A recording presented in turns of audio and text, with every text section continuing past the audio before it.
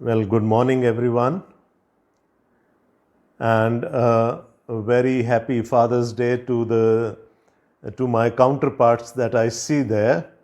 All the fathers who are in the congregation this morning, a very happy and blessed Father's Day to all of you. I think the last time we met in the church, I spoke upon the relationship between parents and children, fathers and children. And probably I'm not going to take that route this morning, although some of you might have expected that. But we will look at something which I believe through which the Lord is going to bless us this morning. Open your Bibles with me to Psalm 46. Psalm 46. And we will read it through.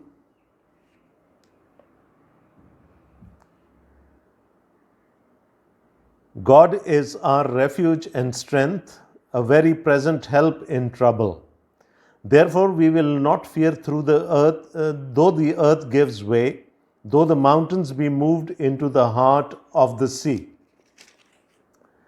Though its waters roar and foam, though the mountains tremble at its swelling. There is a river whose streams make glad the city of God, the holy habitation of the Most High. God is in the midst of her, she shall not be moved. God will help her when morning dawns. The nations rage, the kingdoms totter. He utters his voice, the earth melts. The Lord of hosts is with us, the God of Jacob is our fortress. Come, behold the works of the Lord, how he has brought desolations on the earth. He makes wars cease to the end of the earth. He breaks the bow and shatters the spear. He burns the chariots with fire. Be still and know that I am God. I will be exalted among the nations.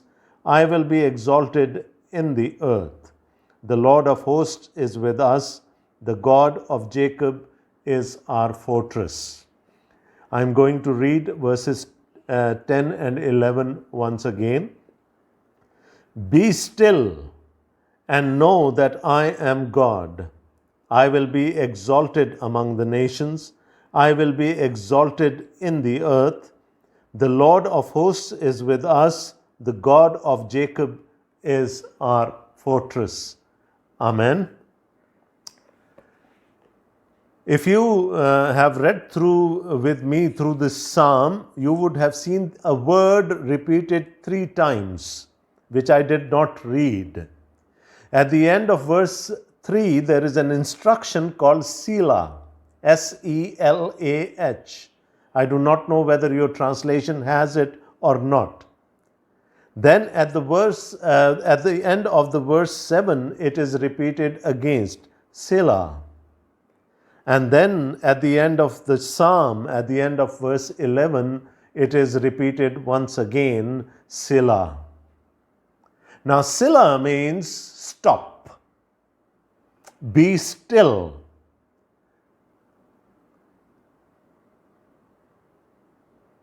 And meditate, listen. Listen to what the Lord is telling you. Listen to what the Lord is saying. Stop for a while and meditate on these verses that you have just read or sung. And if we look at verse 10, it says, be still and know that I am God. There are times when we need to be still before the Lord. There are times when we need to stop everything and just be quiet in front of the Lord and listen to His voice. Let me take you back into the history a little. In the 1970s, Pakistan rolled out its nuclear program. It was the great ZAB, Zulfikar Ali Bhutto, who pioneered this. And the aim was that Pakistan should become a nuclear nation, a nuclear country, so that the nuclear capability would then deter its enemies. Any nation that would have plans against Pakistan would be deterred because we would have the nuclear bomb. The whole program went through the 1970s and the 1980s and in the 1990s, and in 1998 we did the first explosion in Chari. And we announced to the world that we are a nuclear country now. Do not ever look at us with plans of attacking us or thwarting us. That was our plan against our enemies, against the nations. Little we knew that it would be a small virus, invisible to human eyes, that would make our homes, turn our homes into bunkers. And we will have to hide in the security of our homes, not for a single day or a single month, but for months on. And we do not know how long it is going to go. So, we are threatened by the nature now, by a small organism that our naked eyes can't even see. It is very difficult to isolate a virus and see it under a normal microscope even. For those of you who are science students would bear me out on this, that a virus does not have a nucleus. If I have to take that as an analogy, it does not have a heart or a mind. It does not even have guts. And yet something that does not even have guts has pushed us back into the security of our homes. Psalm 46 talks about two enemies that the humankind have. One is the nature. The nature can turn against us. The very first time it turned against humankind was in the time of Noah. There was this great flood that demolished, that destroyed everything in sight. And since then, there have been earthquakes, and there have been famines, and there have been epidemics, and there have been tsunamis, you name it. Nature, by the will of God, often turns against the humankind or against any creature that lives on the face of the earth. The other enemy that we have is the man himself. Nations can turn against us. So it's very easy to remember. Nature and nations. And that is what the psalmist is talking about. The sons of Korah are talking about in this very beautiful psalm that tells us to be still in the presence of the Lord and to meditate and to be quiet in front of Him and to listen to His voice. It also tells us that God is our refuge.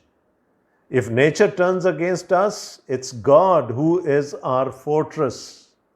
If the nations turn against us, again, it's God who is our fortress and who will save us both against nature and against the nations.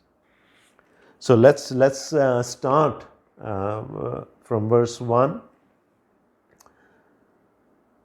God is our refuge and strength, a very present help in trouble. It says, God is our refuge and strength. God is our hiding place. And He gives us the strength to overcome our enemies, to thwart any attack that comes on us. A very present help in trouble. Look at the use of the words here. A very present help, an ever present help. I think last month I could not share in the to the English congregation, but with the Urdu congregation, I shared from Psalm 139. And Psalm 139 tells us that our God is omnipresent, He is omniscient, and He is omnipotent. He says, the psalmist here says, our God is very present help in trouble. Whenever we are facing an adversary, whether it be nature or whether it be a nation, it is God who is ever present to help us, who is very present, who is omnipresent, who is present everywhere. Therefore, so what is the advantage to us of God's omnipresence, of His ever being present for us? It says in verse 2, therefore we will not fear though the earth gives way, though the mountains be moved into the heart of the sea, though its waters roar and foam though the mountains tremble at its swelling. And then comes that first word, for the first time, that word Selah. Think, stop, be quiet, think. We have had earthquakes, although Karachi does not experience a lot of earthquakes. But those who live in the north of the country, who live on the seismic belt, they know what an earthquake is. And if it is beyond 6 on the Richter scale, it means something. It shakes the very foundation of everything. It shakes the very foundation of the houses that we live in. He says whether it be an earthquake that shakes the earth or shakes the mountains, or it may be the sea that roars, it may be a tempest or a tsunami or anything that destroys the earth and the humankind and the habitat. And the psalmist says, think. You may have gone through such experiences in your life somewhere. But how to respond?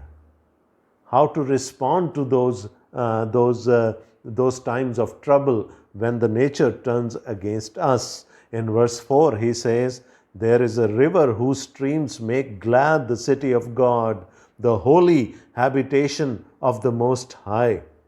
God is in the midst of her, she shall not be moved. God will help her when morning dawns. He talks about a river, a stream that flows through the city of God. Now, what was the city of God for the Israelites in the Old Testament? Of course, it was Jerusalem. And he says that there is a river whose streams make glad the city of God, the holy habitation of the Most High. There is no river in sight of Jerusalem. No river even close by. No streams even close by. King Hezekiah diverted a spring of water into the city so that whenever they would be besieged by the enemy, they would have water supply. But it was only a spring of water. It was nothing like a river. It was nothing like a stream even.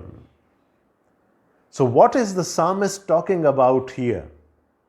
Probably he is talking about the New Jerusalem, the city of God, the heavenly Jerusalem. And let me read for you a couple of verses from Revelation, where it talks about the city of God and it talks about a river.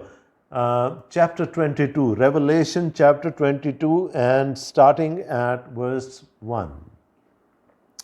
Then the angel showed me the river of the water of life, bright as crystal, flowing from the throne of God and of the Lamb through the middle of the street of the city. Also on either side of the river, the tree of life with its 12 kinds of fruit, yielding its fruit each month. So he is not talking about the earthly Jerusalem here. He wants to divert our attention towards the heavenly Jerusalem, the heavenly city of God.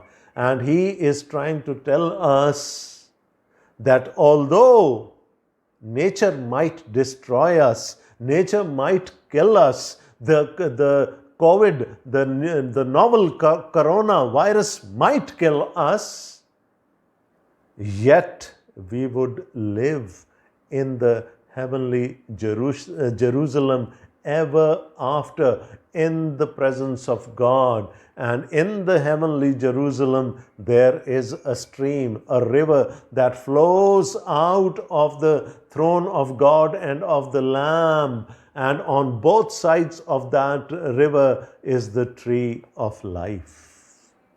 There would be never ending life, and there would the river there is an illustration of the Holy Spirit. We would drink of the Holy Spirit all the time, and we would reside in the presence of God. So nature might destroy this earth, and the nature might destroy the earthly Jerusalem, yet it cannot destroy the heavenly Jerusalem, our heavenly abode.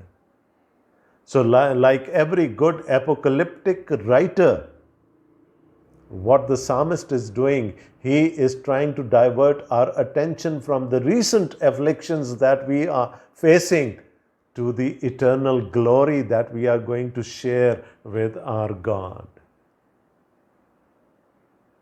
He says, don't look towards these afflictions. When nature turns against you, look towards God. He is your refuge. He is your shelter.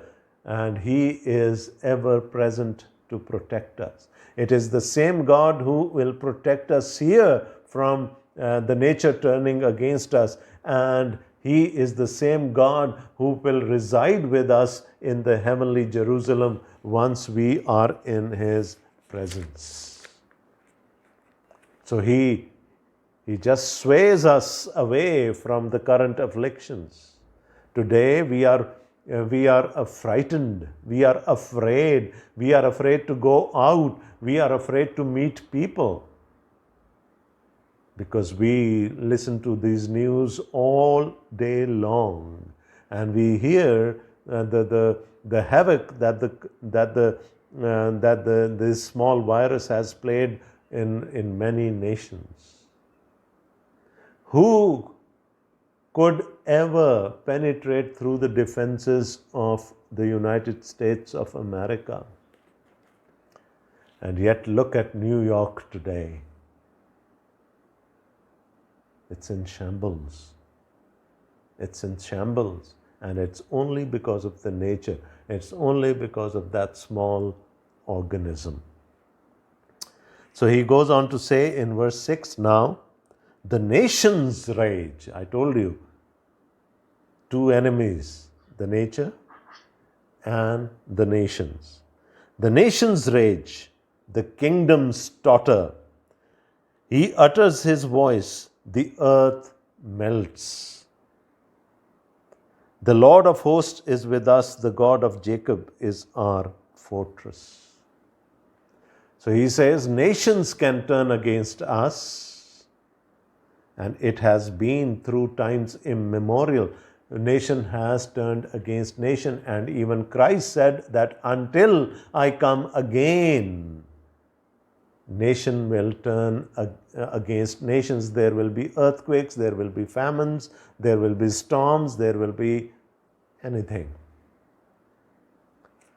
So he says here, the nations rage, the kingdoms totter. So if one nation, a stronger nation, marches against a weaker nation, what happens? One rages, the other totters. The Lord of hosts he utters his voice, the earth melts. So even if nations arise against nations, what is our strength? Who is our refuge? He says, he utters his voice, the earth melts. The Lord of hosts is with us, the God of Jacob is our fortress. Again, Selah, stop, meditate. Come, behold the words of the Lord, how he has brought desolations on the earth.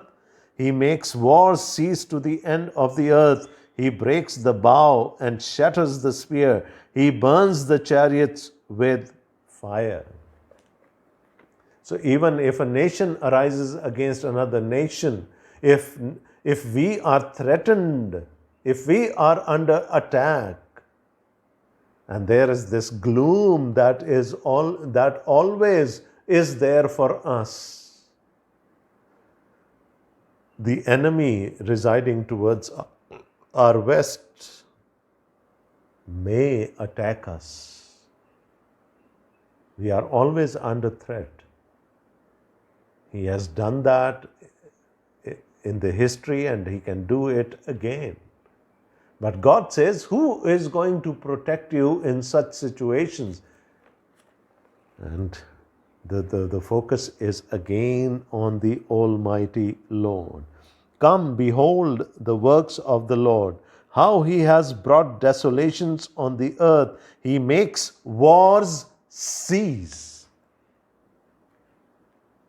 He is the Prince of Peace. He is the founder of peace. He can bring peace. So we need not fear. What happened? Let's go to Exodus chapter 14. Exodus chapter 14. And this is a place in the history of Israel when God has already delivered them out of Egypt. But they are still under threat. Pharaoh, with all his pomp and show, is following them. He is out there to kill them. They do not have anything to defend us, and they give hope. Exodus chapter 14 and verse 10.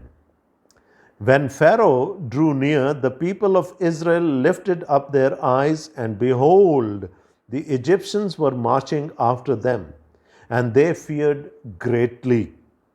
And the people of Israel cried out to the Lord. They said to Moses, is it because there are no graves in Egypt that you have taken us away to die in the wilderness?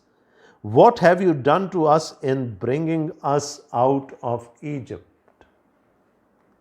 Whenever affliction strikes, the first tendency is to lose hope, to give up hope. And here we have the people of God who experienced his redemption, who experienced his salvation, now complaining.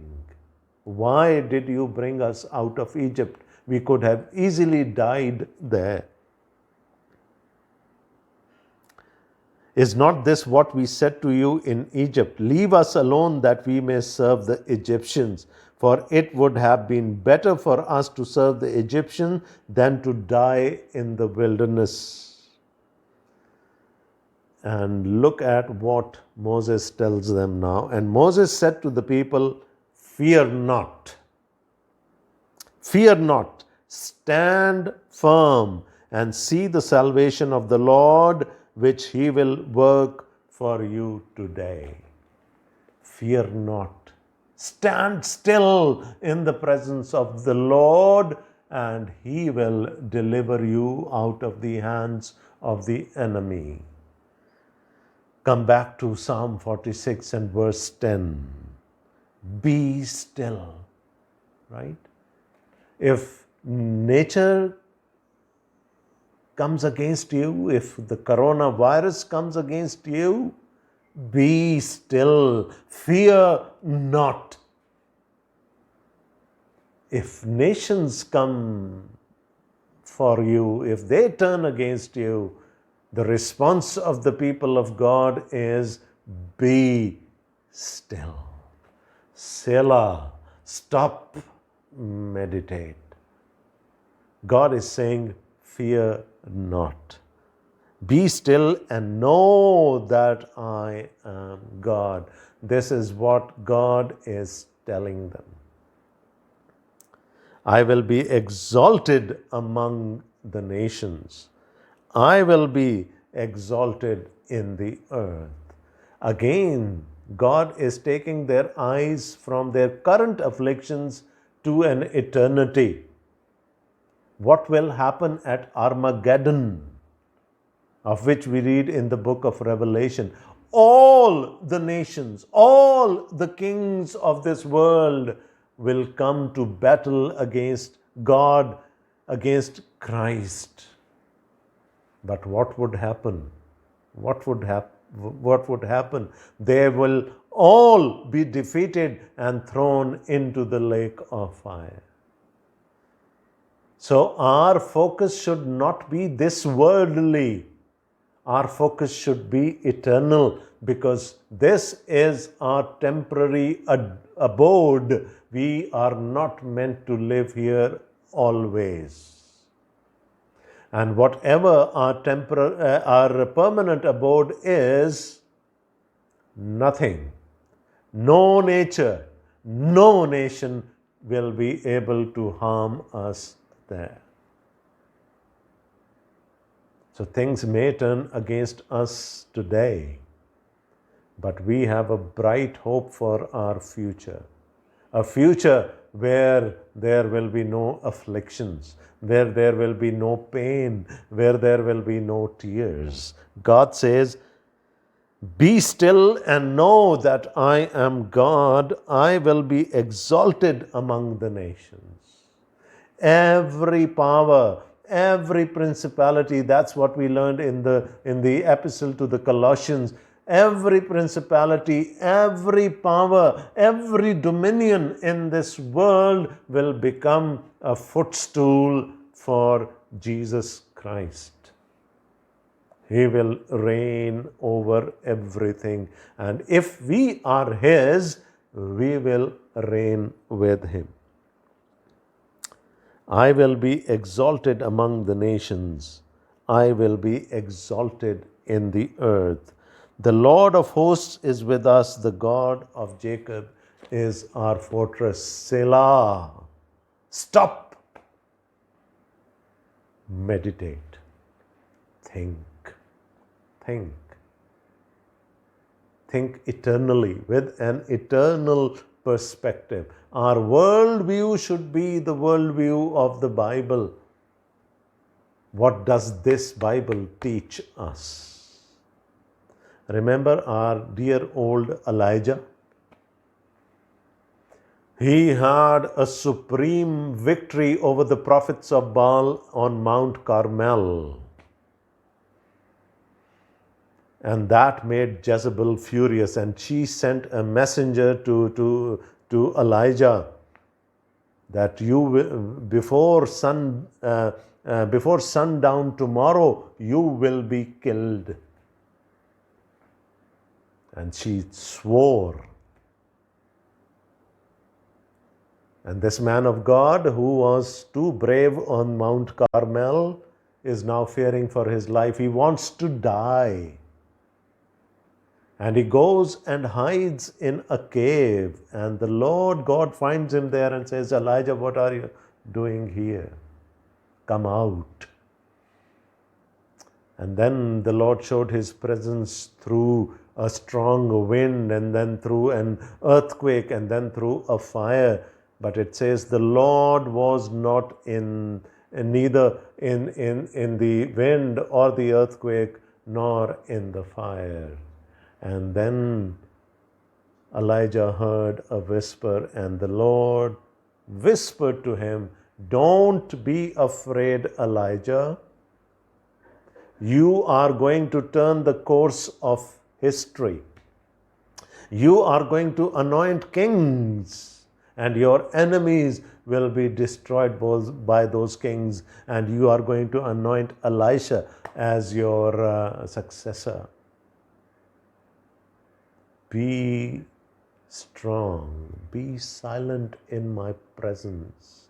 Do not be afraid. Do not be afraid." That was the message of Psalm 46. Be silent before the Lord. Let me tell you something else here. There in Psalm 46, the Lord was telling the Israelites that he was telling his enemies to be silent before him, because he would reign over all of them. But to you and to me today, what is he saying? You are threatened. You are afraid. You need comfort. You need solace. Just be still in my presence. Do not be afraid. And look at the positives that have come out of this pandemic that we are suffering from.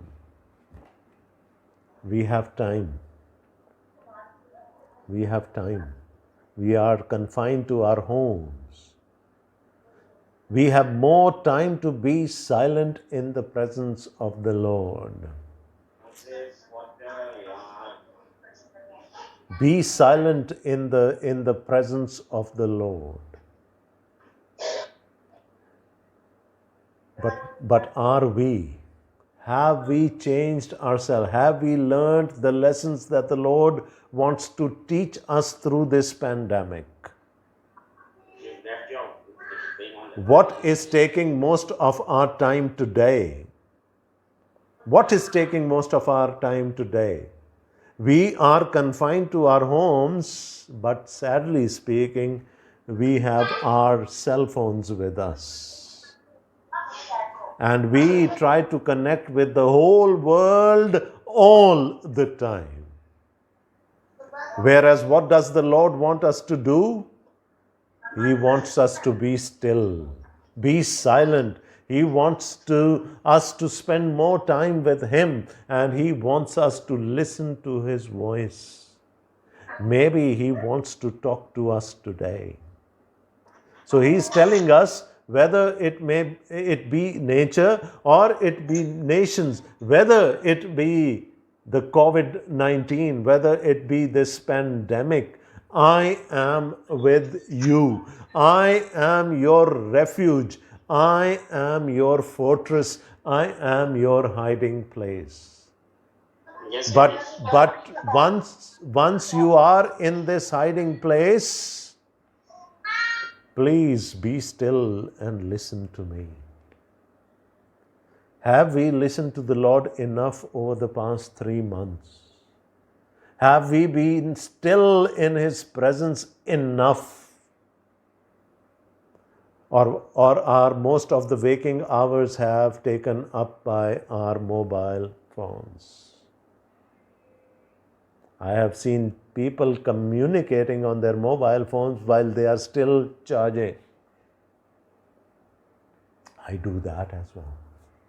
So I'm not blaming it on anyone else here. God wants us to be still in His presence.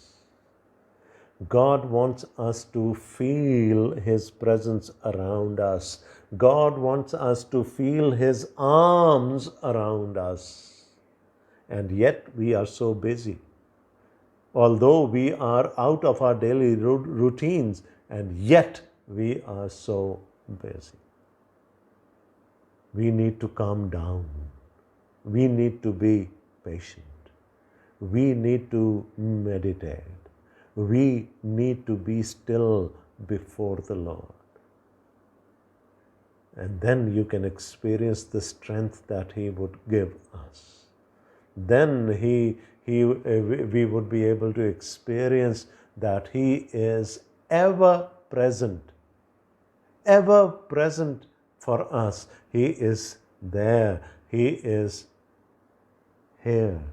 He is with us wherever we are. And we need Him today more than at any other time in our lives. He wants us to take some lessons out of this. He wants us to start meditating more, start listening more, start communicating with Him more. And if this pandemic ends and there has been no change in our routines, no change in our lifestyles, then I'm sorry to say we have had it.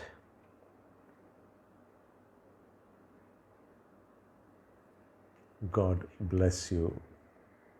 Amen.